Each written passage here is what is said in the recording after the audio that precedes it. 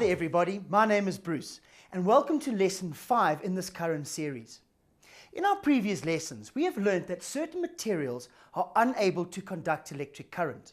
We called those insulators, while on the other hand there were certain materials that could conduct electric current and we called those conductors.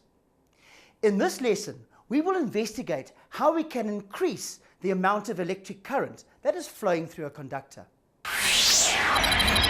By the end of this lesson, you should be able to plan and carry out experiments using electric circuits and name the factors that affect the electric current through a wire. Our focus today is going to be on experimental design and analysis of results. Let me show you the apparatus that we will be working with. Here I have a circuit board with 3 torch cells, some connecting leads, an ammeter, and a thin piece of copper wire which I've already connected into the circuit, some thicker copper wire, and a thin piece of nichrome wire. The task is to find out what affects the current that passes through the metal conductor.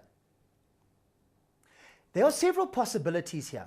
I could use 1 torch cell as my electrical power supply, or 2 torch cells, or even 3. I think that's a good way to begin our investigation. I will set up the circuit using 1 cell. So let me place 1 cell into the circuit and complete the connection, like that. I have chosen the number of cells as my independent variable. That means it's the variable that I can control. The current, which is going to depend on the number of cells, is known as the dependent variable, and I will measure the current using the ammeter. I must ensure that all conditions and variables remain the same, and this will ensure that I have a fair test. I will now close the switch to complete the circuit. Note that the ammeter reading is stabilizing at round about 4.2 amperes. So now let's enter that reading onto our table, 4,2 amperes. Notice that I've now put 2 cells into the electrical circuit. Let me once again close the circuit, and we notice that the ammeter reading has stabilized at about 6.2. So now let's write that in. For 2 cells, we have a current reading of 6,2 amperes. I've now put 3 cells into my electrical circuit. I close the switch and the reading is 8.2 amperes. Now let's tabulate that. Using 3 cells, our current reading is 8,2 amperes. Did you notice that the current increased as I increased the number of cells in the circuit? Can you see that the more cells we have in series, it means the greater the amount of electrical energy is provided and the current will increase. But will this relationship always be true? Are there other variables that could influence our results? Let us choose another type of material, and this time I will choose a length of nichrome wire. We have to make sure that the length and thickness of the nichrome wire is the same as that of the copper, otherwise we will not have a fair test. Right, we are now repeating the experiment using the nichrome wire. There I have my 1 cell in my electrical circuit. I now close the switch and my ammeter is reading about 1 ampere. So let's record that.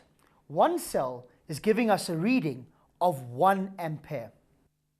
Now I've placed 2 cells into my electrical circuit. I close my switch and I get a reading of approximately 1,4 amperes. So back to our table, 2 cells gives us a reading of approximately 1,4 amperes. Here we have 3 cells in my electrical circuit, closing the switch, a reading of 2 amperes. So let's record that result. 3 cells is giving us a reading of 2 amperes. Now let us compare the results we have just obtained for these 2 materials. Here I have tabulated the results for copper and nichrome onto a nice neat table for you.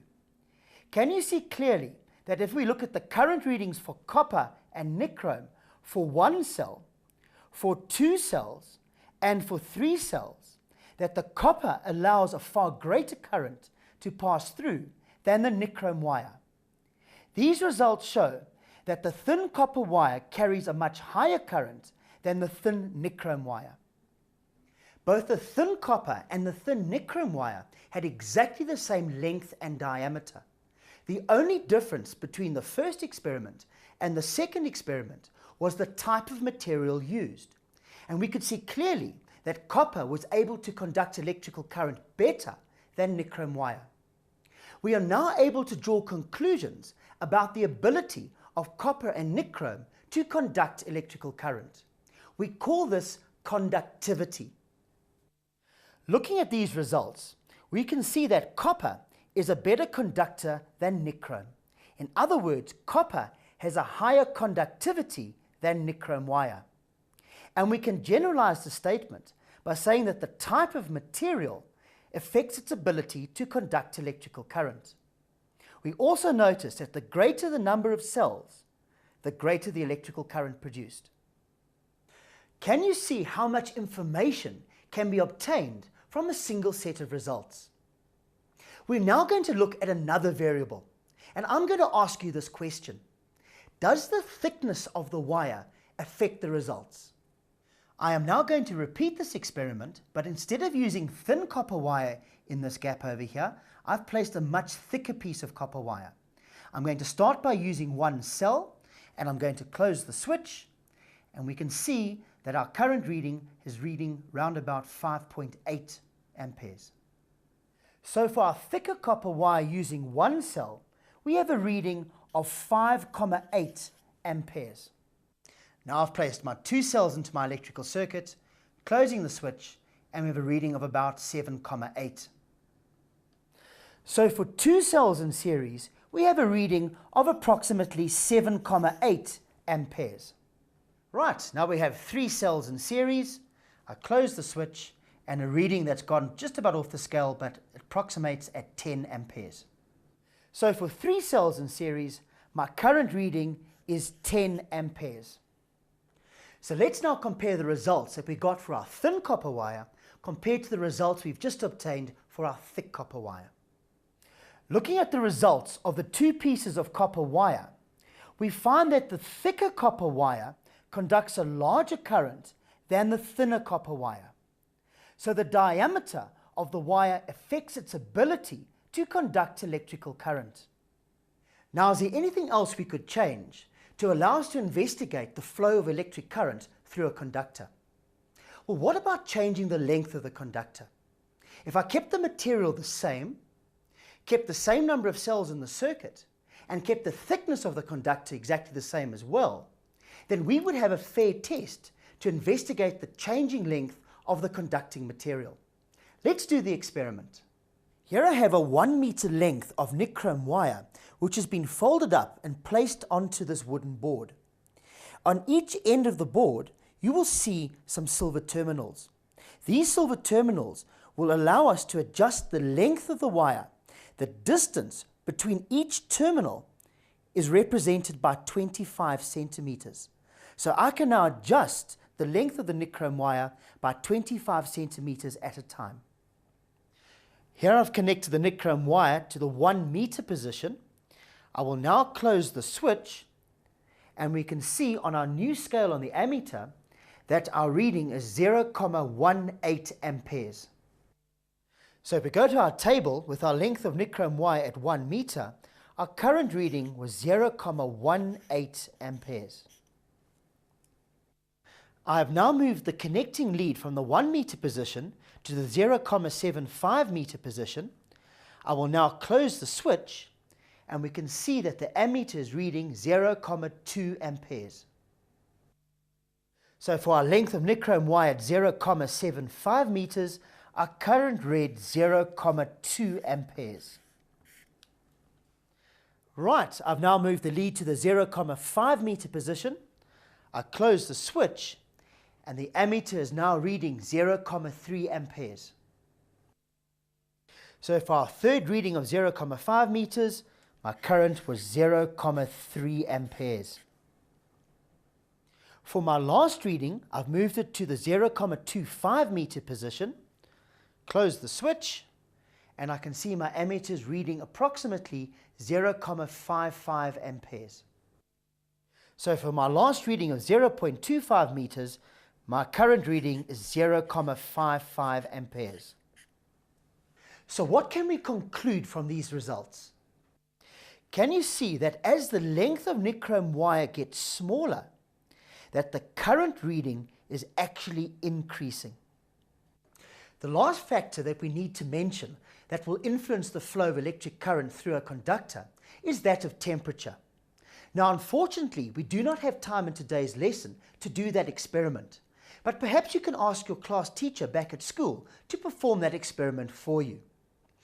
Just to let you know that as temperature increases, you will find that the current passing through an electrical conductor will decrease. Let's now summarize the factors that affect the electric current through a conductor. The greater the number of cells, the greater the current through the conductor. Copper will conduct better than nichrome wire. The thicker the conductor or wire, the greater the current.